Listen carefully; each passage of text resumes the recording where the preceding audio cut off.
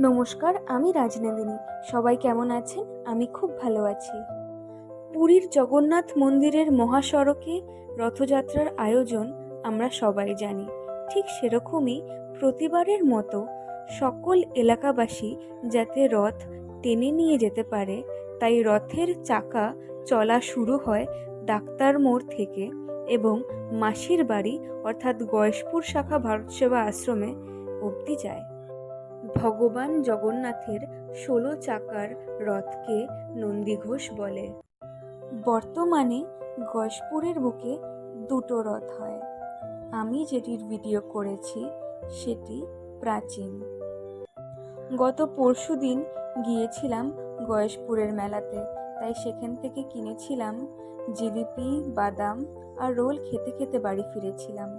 আর গতকাল চলে গিয়েছিলাম আমি রথতলায়, কল্যাণী রথতলা। আমি কাঁচরাপাড়া স্টেশন থেকে রিক্সাতে করে বাগমোড় অবধি গিয়েছিলাম। তারপরে বাগমোড় থেকে আরও একটা রিক্সা নিয়ে রথতলা অবধি পৌঁছেছিলাম। সেখানে দেখলাম রাধাকৃষ্ণ পূজিত হচ্ছে।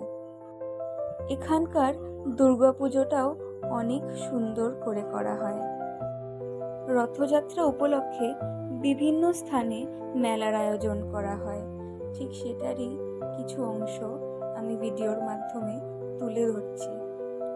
প্রচুর দোকানপাট, প্রচুর মানুষ, হরেক রকম খাবার, হরেক রকম জিনিস। সবার প্রথমে আমরা মেলাতে প্রবেশ করার পরে ড্রাগন ট্রেন রাইডে চড়েছিলাম। এছাড়া আমরা জায়েন্ট হুইলেও চড়েছিলাম। দুটোরই ফেয়ার প্রাইস 50 টাকা করে নিয়েছিল। এছাড়াও ছিল ব্রেক ড্যান্স, সেটাতে চড়িনি। প্রচুর খাবারের স্টল ছিল, কিন্তু তার মধ্যে আমরা বেছে নিয়েছিলাম পাপড়ি চাটকে। এত দোকান, সময়ের অভাবে পুরো মেলাটাও ঘুরতে পারিনি। তারপর হেয়ার অ্যাক্সেসরিজ কিছু কিনে, পপকর্ন কিনে এবং মথুরা কেক কিনে বাড়ি চলে এসেছিলাম। সবাই ভালো থাকবেন, সুস্থ থাকবেন, আর আমার এই ভিডিওটা ভালো লাগলে লাইক করবেন, শেয়ার করবেন।